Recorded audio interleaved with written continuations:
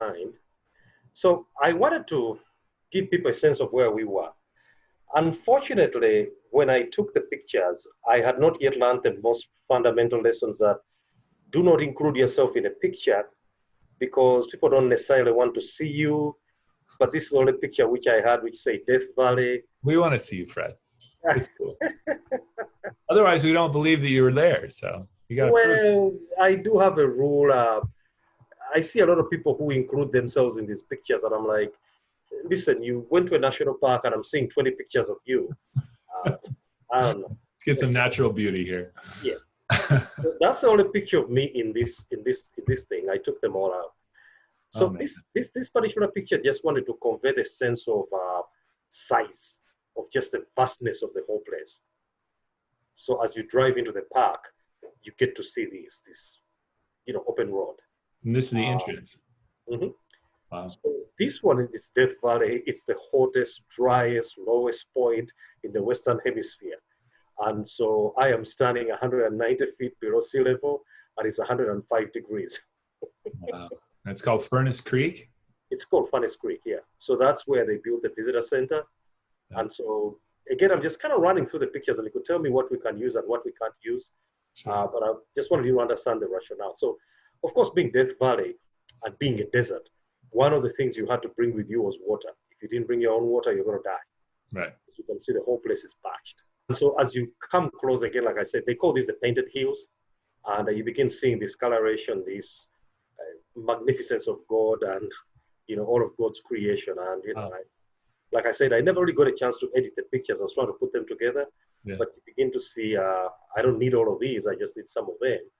Sure. But it's just this incredible place where minerals leached out, and as they flowed down, they created different patterns. And so when you stand in these places, to me, you kind of feel insignificant. You kind of feel like in the big scheme of things, we don't really matter.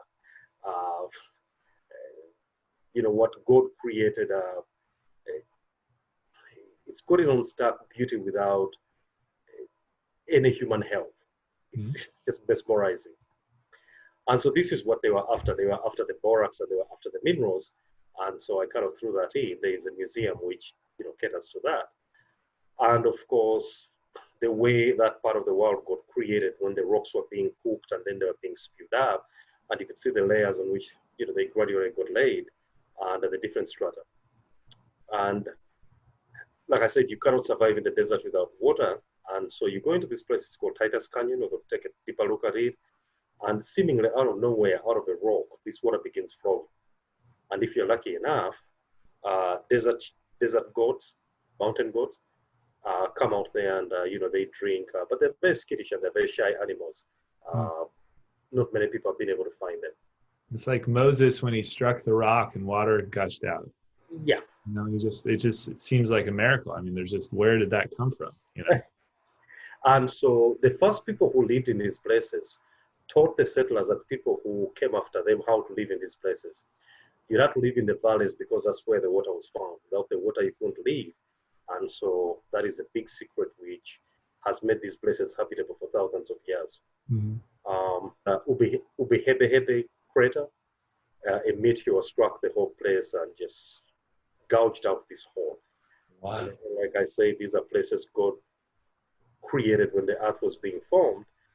And they took no input from man. And, you stand here, and if you don't believe in God, if you don't believe in a higher power, I don't know. Yeah. This is literally a place of cosmic significance, right? I mean, you just can't miss the smallness of us and this kind of literal battle in the cosmos that happens every day with just celestial beings battering each other, Yeah, and how these were all ordered, why we have a blue planet sitting seemingly in this vast darkness of space, and ours is the only planet on which we've been able to find, life.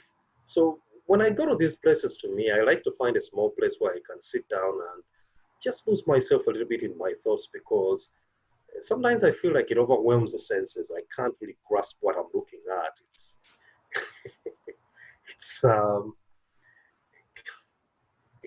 It's beyond me. It's beyond my comprehension. And that's, to me, how I feel sometimes the presence of God in these natural settings. I was going to say, maybe that means you're glimpsing God if you just can't fully comprehend or apprehend what is before you. Yeah. And,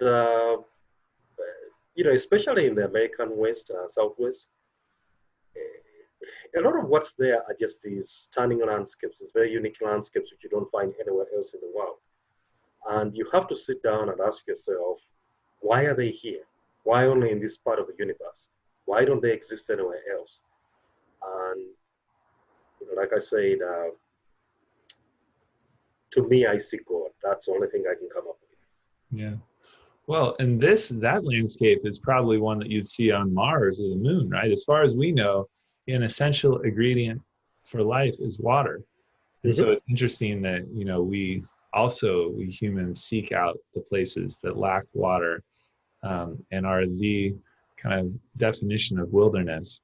Because in our own way, it is sort of like escaping Earth and all that we assume about it itself. It's like our own sort of escape, our own space journey.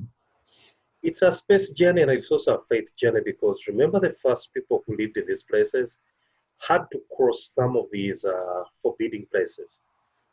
They were what you'd think of as inhospitable. They had to have a tremendous amount of faith to cross these deserts. And, they, I don't know, I keep on shaking my head. I'm not sure I had the right stuff to. Not sure you would have made it. I don't know. I don't know. It takes a tremendous amount of faith. Yeah. And so this is a sunrise on what they call Mesquite Flats. And so it is surrounded. So this is a valley. And so there are mountains on either side. They're called the Teton Torres. And so there's a depression in the ground. And believe it or not, 700 and some odd miles away from the ocean, you find this vast place just full of sand. And so the sun was rising. And as the sun rose, it actually lights up different parts of this valley. So that golden hue color is the sun rising from the east, and eventually it's going to go all over the whole entire valley. The whole spectacle takes about, 30 minutes, 40 minutes. It's the most mesmerizing thing I've ever seen in my life. Oh. Jim and what's your daughter's name? Robin? What's her name? Yeah. They would absolutely be mesmerized. So this is another one of those features in Death Valley. It was the inspiration for the backdrop in Star Wars, the very first movie back in 1977. The filmmakers wanted a place which would evoke sort of like outer space. And somebody said, go to Death Valley, the place is just full of these things. And this is one of those. So when you see Jabba the Hutt, I think toss a frog in his mouth, and I don't know what but they say that's the background. That was the whole thing. Very cool. But if you look on the bottom right-hand side of the picture, there's these, places, it's like salt which dried out. There are plants out there with very, very deep roots which tap into the water underneath. How all these things get ordered, how they survive is something I don't know. And then, of course, if you look at the tracks, people walking by, going to go and kind of like go. The thing about footprints, look at the way they, like I said, you walk around and you see all these natural formations. Something like this, it's the wind just ordered the whole place in whatever patterns it wanted. And I am told that sometimes if the wind doesn't blow because it doesn't rain that much, a footstep could stay in a place for even 10 years. So, wow. Because in some places, a lot of people don't go there. These are just some close-ups. How these, dried out salt-like deposit would be there, and then there is a bush over on the other side. Kind of reminded me of, Moses and the burning bush. It's all in this one place. Wow. As the sun comes up, I stood there and I just looked, and I was just watching the shadows, and I clicked a picture, and I came back home and I took a look at it, and I said, hold on a second, what did you capture? Yeah. Well, And and so, this is the landscape that the Israelites wandered in for 40 years, right? So they escaped slavery mhm. from Egypt, and then they spent 40 years following Moses' leadership through the desert. You can imagine that he received some complaints, right? And that Mhm. God necessarily sustained them, right? Hundreds of thousands of people that were living in this environment. They needed water, they needed food. That's where manna from heaven came from. So it's this kind of uh, quintessential example of how God sustains us. You And know, how we have in a to way live that, by faith yeah, too. in a way we can never kind of show like, no, this is us. Like this is clearly God who can sustain this people in a landscape like this. Hmm. Of course, when you drive into this place, you're always reminded that the sheer vastness of the place, like I say, just reminds you how insignificant we are. The Yeah, mark of even a human being in this landscape almost seems to be trivial. yeah, it's interesting. I was going to ask you. I mean, it is a beauty that is striking and stark, and some maybe would struggle at first to kind of notice or affirm its beauty.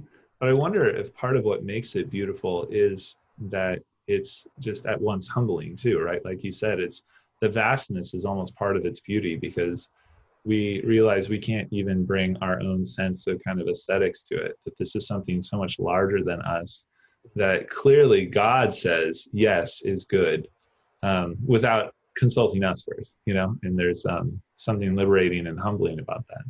Mhm. And I'm told that, the other people who went through these places, like John Muir, who were writing about them, came from this rich tradition of, they were philosophers, but yet they were trained in the Bible. And so they wrote in a very poetic and lyrical way about these places. And one of the themes which keeps on emerging over and over again is that these are places where we go to renew our souls, our spirits. These Mm-hmm. places are places God created for us human beings uh, to go rejuvenate our souls. We are of the land. We came from nature, and so when we go to nature, we're going back home. So I kept on hearing this, especially in the Ken Burns um, documentaries, a lot and a lot and a lot. And so Death Valley reminded me of a lot of things. I'm not going to lie to you, it wasn't my first choice to go to a national park. I kind of did that around for a few years before I finally summoned up the courage to go there. And so now we were down there at Badwater Basin. So that road where you saw the cargo takes you to the top of one of the mountains. And I found these guys just watching a sunset. I skipped some pictures. It's Yeah. one of those places where it looks like people, the drop down is a mile down. So if you slip and you fall down, you're going to fall a mile down. And these guys were sitting there. Hey, what did you mean when you said it's almost like when going back to nature is like going home? We came from nature. We are of nature. Uh, our happiest memories for most of us are outside. I mean, if you think about, when we were children, the happiest moments we can think of were playing outside. We chased butterflies, we picked flowers, we played in the ponds, I don't know, played with our friends outside. It seems like outside is where we go to, I don't know, we recover, to recharge our souls, our spirits. Yeah. And I love that idea. I agree. I just wonder, is it going to a place like this, is it an escape or is it a retreat that maybe we all sort of need to experience or encounter or move through, right? An escape is something that is away from and a deviation or distraction or kind of detour from normal life. But a retreat or perhaps even some sort of journey is something that we have to do that's actually a part of our path itself. And I wonder if for you at least, like does it feel more like a necessity, or is this something that's just kind of a rest place? It is all of those things. Maybe just to expand on some of the things you said, yes, it's an escape. We live pressure-packed lives. The hustle and bustle of modern life, does create that. When you go to these places where life has been slowed down, where things exist like they have for billions of years, you get a chance to both come into touch with your inner self. But I've always also argued that you get your sanity back. Um, like I said, when you think of yourself in this vastness of these places and you realize how insignificant you are in the big scheme of things, it helps to orient you properly about what's important in life, what you should be doing, and enjoying them. I'm 57 years old. I feel like I got 20 more good years in me, and I want to see all of these places before I run out of energy. Yeah. So these places remind me of the urgency of enjoying the simple pleasures of life. I'm glad that we're looking at these pictures today, especially because both in our Hebrew scripture reading and in the gospel, we're focusing on deserted places. From the book of Isaiah, it starts with an invitation to drink and to eat food that will fill us like nothing else. And this vision of abundance in the midst of kind of complete scarcity, complete despair on the part of Israelites who had been exiled to Babylon. So this new and impossible vision of abundance that started from this place of exile or wilderness. And then in the gospel, Jesus starts by going to a deserted place to pray. The people follow him, and the poor guy keeps healing people throughout the day. But then it gets to be dinner time. All the disciples say, "You got to send these folks away." And instead he says, "Well, what do we have? And what if we share it, giving thanks to God first? What would that look like? What might happen?"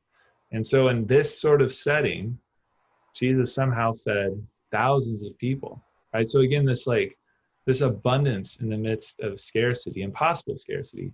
How does that happen? Why would God choose places like this to bring about such miracles of abundance? My only thinking on that is that